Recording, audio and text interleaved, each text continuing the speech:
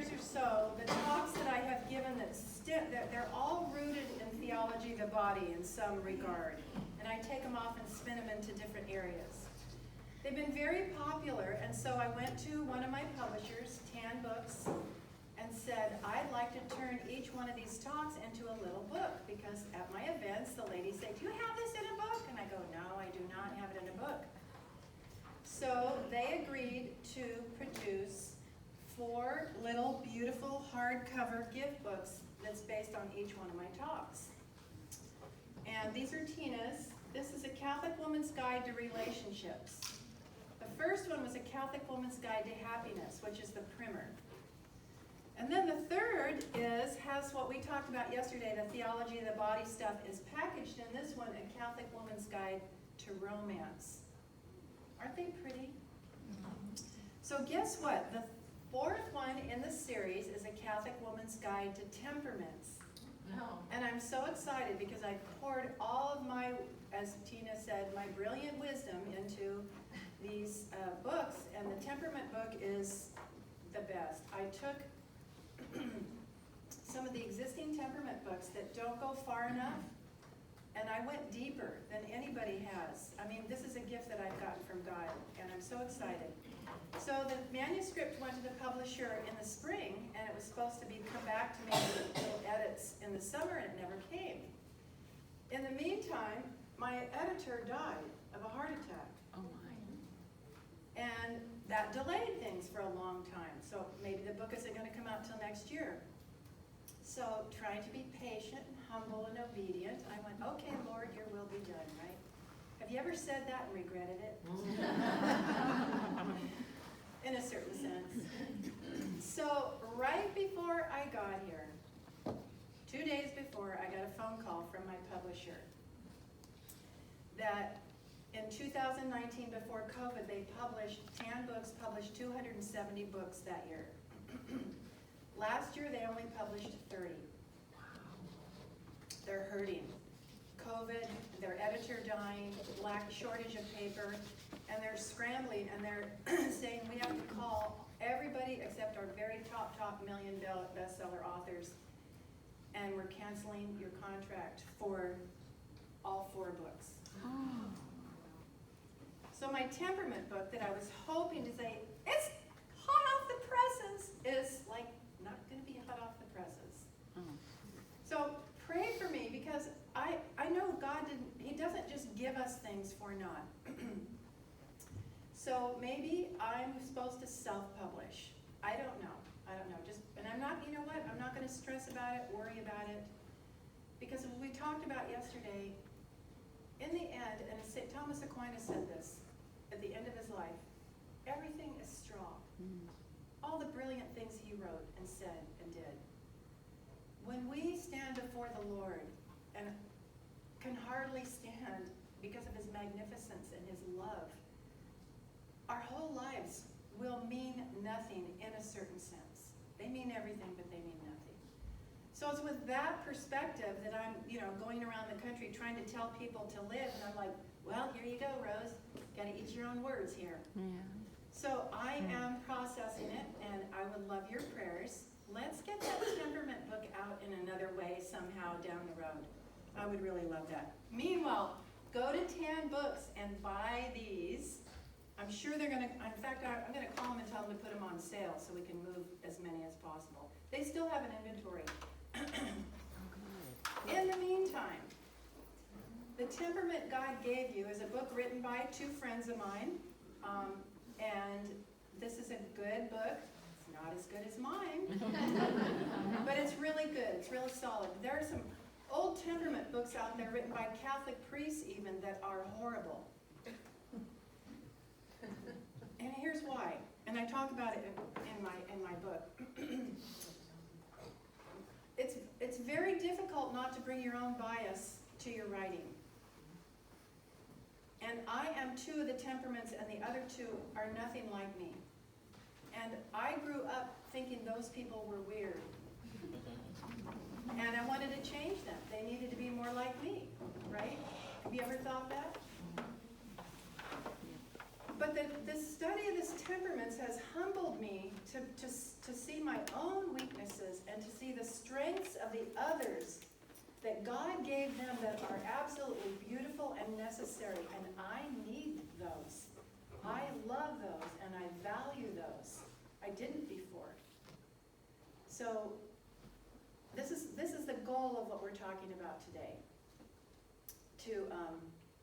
To recognize that like some of these older, like it was in the 50s and 60s they wrote these books on temperaments.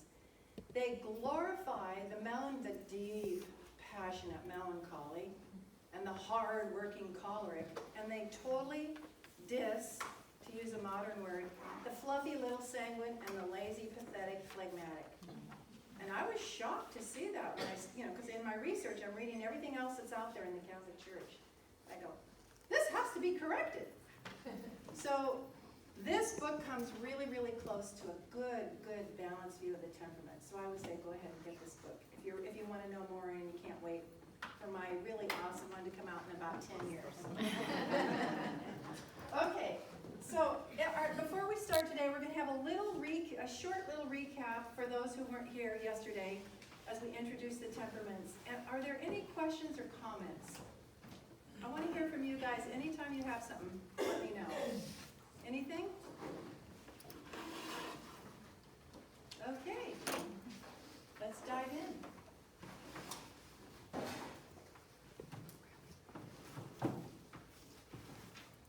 Doesn't that look good? And thank you again to everybody who made all the wonderful food. It is just that, it's fabulous.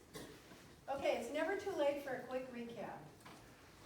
Yesterday we talked about the fact that God is a master designer. He's a creator. He's an artist. He is the artist. And everything in creation has his handprint, reflects something of his goodness, his beauty, his truth. Even in the randomness, there is pattern and relationship. Pattern and relationship. We talked about temperaments are part of God's patterns. It's a gift he gives to us, and a way that we're made in God's image.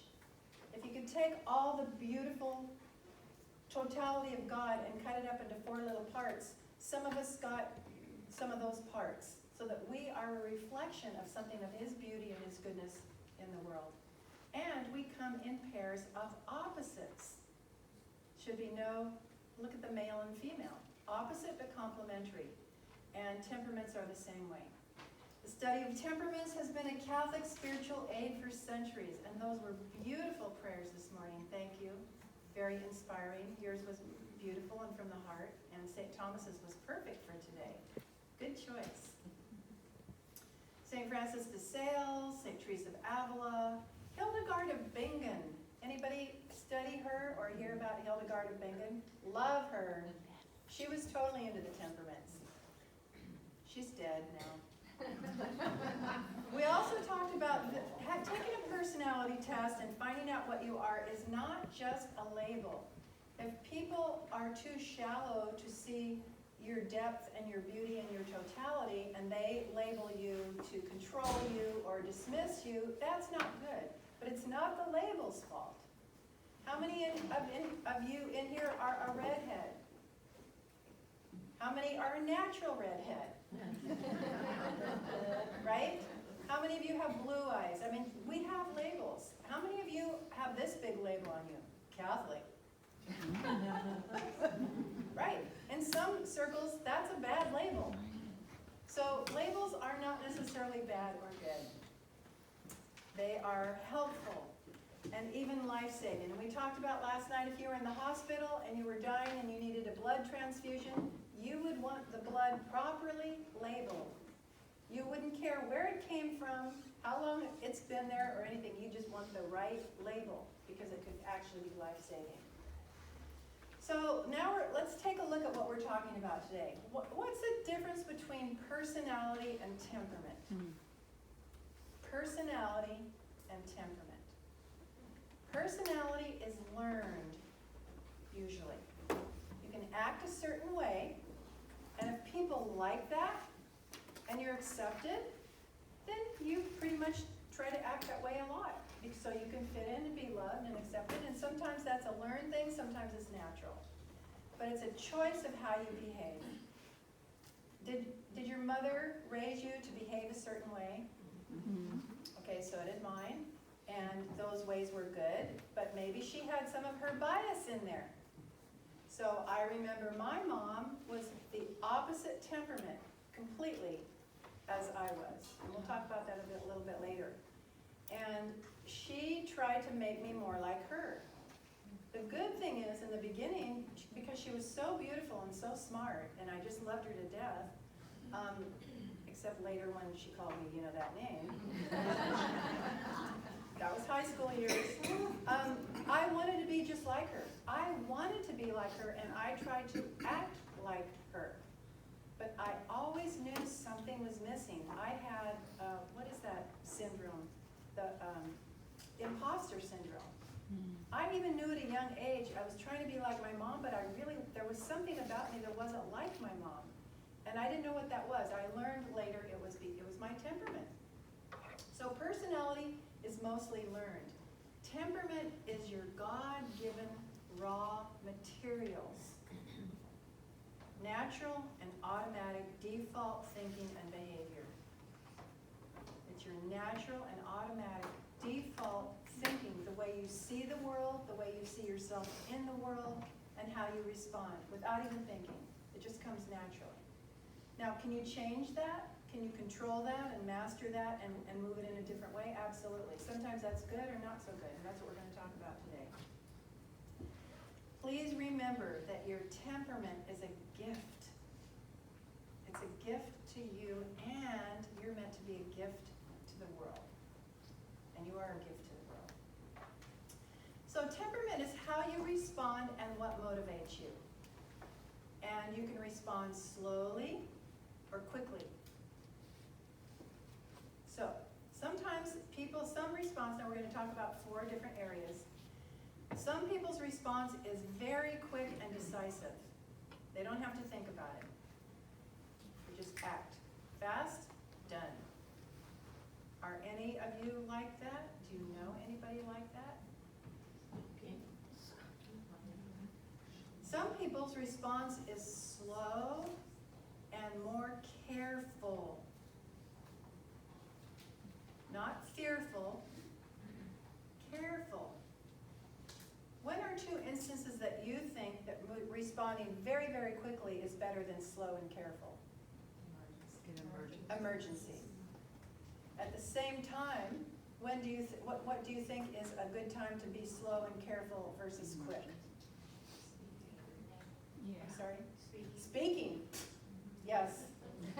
I wish that sometimes I ask my guardian angel, put everything down in slow motion so I can think before I talk, right? Mm-hmm. Okay, so here we have the classic tortoise and the hare. Remember that old Aesop's fable? Okay, the hare was fast. He was quick, he was speedy, he was all that. And the tortoise was slower, more methodical, more careful. And at first glance, he was just this slow, dullard plodding along.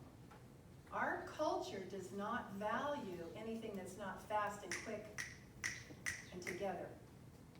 And I want you to think about this. There are times when this is really bad. And there's times when it's really good. Some people's response is light and short-lived. So over here, we're talking about, we have speed right here. Now we have depth and intensity. Some people's response is very light and short-lived. They forget it. They don't hang on to grudges. They don't remember. They really and truly, naturally just let things go. When do you think that could be a bad thing? When you just forget and you let things go. When you're being mistreated. Good. When you're being mistreated.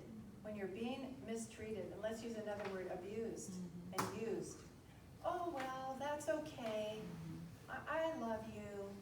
It's like, okay, love them, but don't be around them anymore. They're bad. They're going to hurt you. So yes, good. Other people's response is deep and enduring. They never, ever forget. Do you know anybody these are the four opposites right here. These are the four temperaments in a little nutshell, and you are two of them. So as we go along, take notes or think about it, and remember we talked about last night, don't cherry pick and say, oh yeah, I'm quick. Well, hang on, we can all be quick, we can all be slow, we can all be light, we can all be deep, but which one comes automatically and consistently for you? Also, if you are having trouble and are not really sure, remember that we tend to behave in different ways at work versus at home. We also might be, as an adult, have taken on behaviors that we didn't have as kids. So sometimes it's helpful to go back, what was I like as a kid? Also, if you brought your friend with you or somebody that knows you, say, what do you think I am? Because a lot of times when you're struggling, they go, oh, easy, you're blah, blah, blah. So anyway, here we go. It's like dogs and cats. You know, dogs are just like, you know, they're running around and they're light and they're fun and everything, and cats are like, meow. Right? So, the ones that we think are the losers sometimes are the winners. You know, dogs are in your space all the time. Cats don't want you to come near them. And again, I'm generalizing. Okay, so your temperament is your hardwired primary response. And for those of you who don't want to take notes, you're more than welcome to take screenshots with your phone. It makes it easy, and I try to make it good for you. So, let's take a look at the sanguine and the choleric. We talked last night, for just this purpose, we have the extroverts at the top. The introverts are at the bottom. That doesn't mean they're inferior. Please, please, please. So the sanguine's hardwired responses are light and short-lived. Light. Cheerful, sunny, joyful, optimistic. Yes? Put the one before. Yes. Thank you. You're welcome.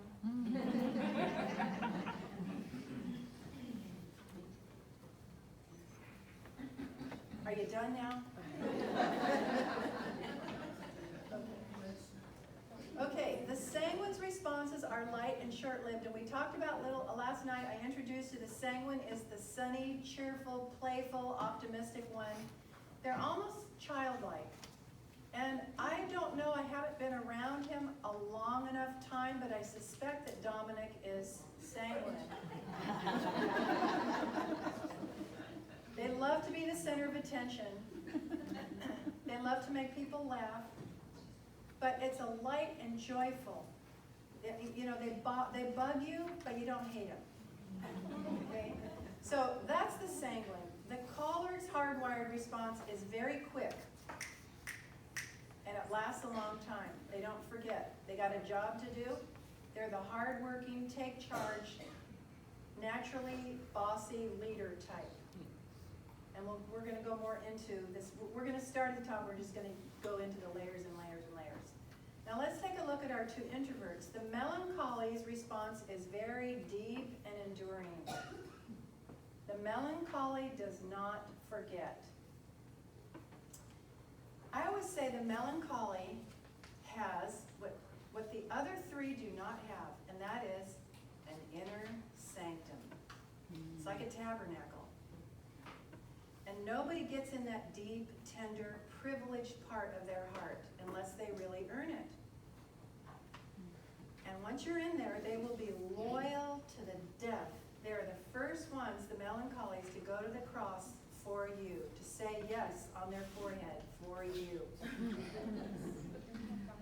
But should you ever betray them, woe unto you, as Jesus said to the Pharisees. They will forgive you because they're good Christian women, but they will never forget, and you will never set foot in that inner sanctum ever, ever again. They'll love you, they'll be on the committee with you, they'll be nice to you, but you're out forever. Do you know anybody like that? That's not necessarily a bad thing, because some people shouldn't come back into our hearts. The phlegmatic response, and we talked about the phlegmatic last night, they are the stable, steady, kind, adaptable, salt of the earth, dependable, easygoing, kind people. And their response is very, very careful. They do not rush into anything except in an emergency. They are the great observers. They watch, they collect information. They're very careful before they speak and before they act. And that's a good thing.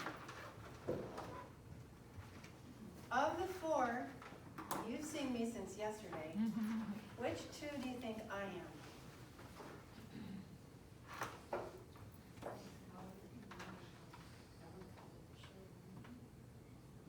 I heard choleric and melancholy for sure. No. Sanguine. Sanguine. Do we hear phlegmatic? Do we hear phlegmatic? No. I am choleric. And we're going to talk about this later. Remember, this is our raw material. And grace and wisdom and age and education, all those things are layers that help lift our natural temperaments to the heights. Sin, addiction, compulsions, fears, anxieties take our temperaments down into the weak spots. I grew up in I'm a lone sanguine in a family of melancholies. Wow. Da, da, da, da, da. And I was ridiculed for that. I was too silly. Oh, you're a ham bone. Labels. Now I am a ham bone, and I love being a ham bone. But back then it was like, you need to be more cool, calm, and sophisticated. More elegant. And I always admired, we looked at the movie actresses, I've always admired, like Grace Kelly. She was a beautiful melancholy phlegmatic. The elegance, the poise, the grace, the calm. And I'm like this hardwired adrenaline running through my brain, my veins, double extrovert. And I was out of control and undisciplined, and that's what I discovered in high school. I didn't like that. And that's why I think if I could go back in time, I would ask my high school teachers to be very careful before you administer a test to tell somebody who they are. There's a lot of things that we bring to the table that are very delicate, and they have to be treated with great respect. That's why I'm not going to give you guys a temperament test. You're all brilliant, I can tell, and by the end of these slides, if you can't figure out how God made you, well, come see me. So, I am not phlegmatic. I rush into things. And this is one of the reasons that I screwed up a relationship so badly, is I would forgive all these people who were using me and abusing me. Oh, I still love you. It's okay. When I should have run. Anybody kind of relate to that? And I'm not going to ask you to raise your hands. But maybe you or your kids, this is a real part of our weakness that's going to come out in the temperaments. We're going to talk about it later. Okay, what are the primary emotional needs of the four? The sanguine really wants affection and attention. Dominic can't help himself.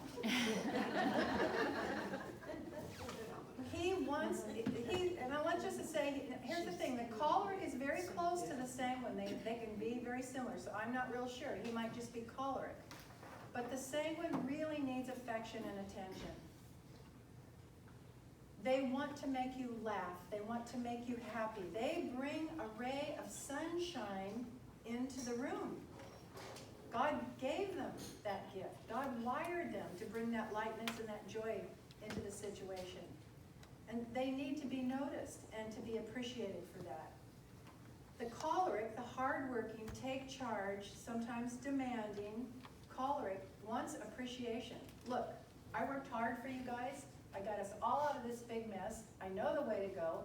Follow me. Don't drag your feet. Don't protest. I'm going to save you from all this. Let's go. So the choleric is like, I'm working here for you guys. Trust me. Appreciate my hard work. And please follow me. I'm the general. I need my troops. The problem with the choleric is when they don't listen to the troops don't want to follow. The primary emotional need of the melancholy is understanding and space. Don't come into my space and give me your sanguine hug. I don't know you, right? And that's the mistake I used to make, is as a sanguine, I would just go, hi, Katrina. And I already know what Katrina is, and you know what you are too, because last night you were going, that's me, right? So what do you think you are? Are you willing to say or no? Melancholy. Yeah, you're melancholy and easygoing, kind, gentle, tempered, stable, loyal. Yeah. No, yeah. Okay, so you're a beautiful double extrovert who has depth. Introvert. Introvert, thank you. Thank you for correcting me, Miss Melancholy.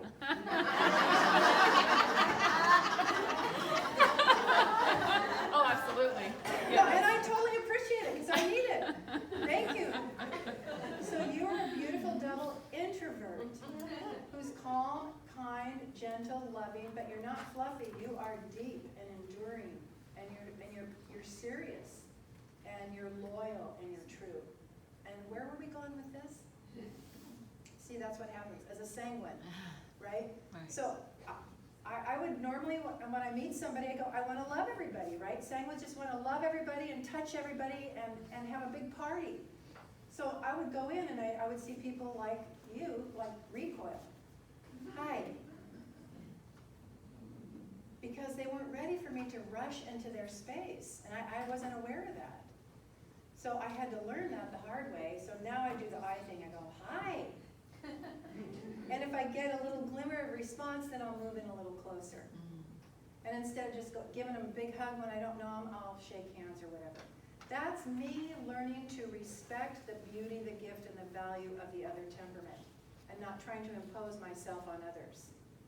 Okay? So let's look at the opposite though. The melancholy needs space and understanding because they are so deep. The melancholy is deeper than the others by nature. It doesn't mean that the others can't learn to and go deep, but it comes very easily to the melancholy. The problem is, we talked about, and remember today, you can go around clockwise or counterclockwise for the combinations, but diagonally, you can't. Those are the opposites. The sunny sanguine who just wants to love and be hugged and have attention. The melancholy doesn't want their love and their attention, not until they know who they are. And if they don't understand the sanguine and think they're too frou-frou and fluffy and ridiculous, they will withhold affection and purposely withhold attention. Because they're about all the deep principles of life, justice, truth, the American way. And if you're too fluffy, you don't deserve attention. Right? So now you have so what does that make the sanguine do? The immature who doesn't understand this, and they're not getting the love and attention, affection from the melancholy, so what do they normally do? Pout. They go into their childlike thing, they pout, but they also might try harder and move in closer and try to be even more ridiculous. And so it's just, it's horrible. Horrible. Let's look at the primary emotional need of the peaceful, kind, gentle, phlegmatic. They just want to be respected, and they want peace at all costs. Now, the sanguine likes to be the center of attention and tells funny stories and jokes, and the choleric is take charge and out there and intelligent and all this other stuff, and the melancholy is deep and dramatic and creative. And sometimes the phlegmatic doesn't do very much according to the world's standards. They're not as creative by themselves. They're not as hardworking because they don't see the need for it. Do you know people who are working themselves to death right now and there really is no need for it? The phlegmatic sees that first and quickly of the four temperaments. They don't want conflict. They avoid conflict at all costs. Is that a good thing? What did we talk about last night? Could the answer be both? Okay, good. I want you to remember that. Avoiding conflict at all costs can be good or not good, depending on the circumstance. So they just want respect. Now their opposite is the loud, in your face, take charge, commanding choleric. And the choleric looks at the ridiculous, slow the tortoise and goes, "You don't even move fast. What do you have to contribute to the world? Look how hard I work. You're nothing. You're lazy and you're pathetic." Right? And again, I'm over-exaggerating to create an effect so that you get it.